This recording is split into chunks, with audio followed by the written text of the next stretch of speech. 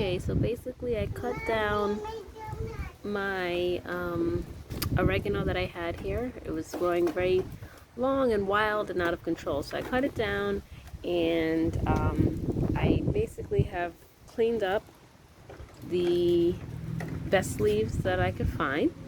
I cut them off, cleaned them up. I'm going to rinse them and then pop them in the oven for a little bit so that way they can dehydrate, and then store them for cooking. Alright, so we're here and we're going to rinse after we've cut. Make sure we rinse off our oregano leaves well before I put them on parchment paper and then put them in the oven. I just preheat my oven to 350 and kind of just watch it. I don't have an exact time of how long it takes to dry. So you just want to make sure that all of them are washed. There's no little bugs that came in with you from the outside, and that they're nice and clean.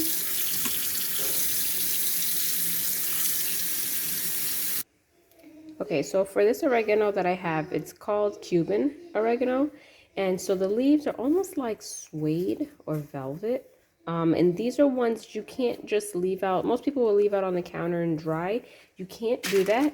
You have to actually dehydrate them. Otherwise, what happens is they basically just start to rot if you try to leave them out on the counter to dry. So if you have your typical regular oregano, you can leave it out to just air dry, but these you have to dehydrate in the oven so that way it can actually dry out properly, and that you can store it properly without it rotting or spoiling or creating any type of fungus or mold.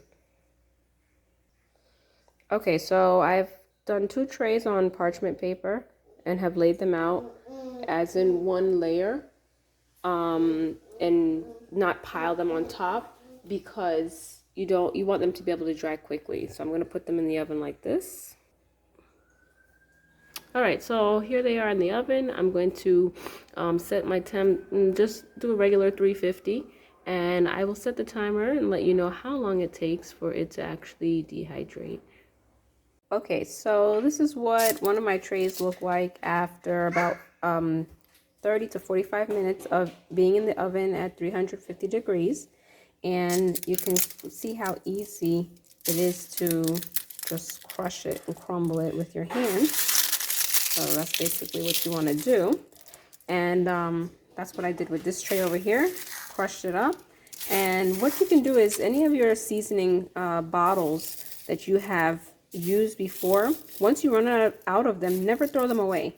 You want to keep them, especially not so much the plastic ones, but your glass ones, and you can reuse them.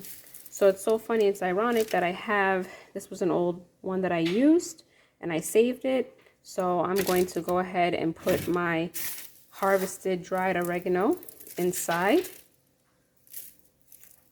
and fill it up. I also, when I have sea moss, my sea moss comes in glass jars. I saved all of those jars too. So any extra that I have, I'm going to put in those jars. So you basically want to just crumble it fine and funnel it into the jar. And you can see here, I have my oregano that I can store and stash and use, and that way it doesn't go to waste. And that's how you preserve some of your herbs. Thank you for joining me. Alkaline Vegan Eats.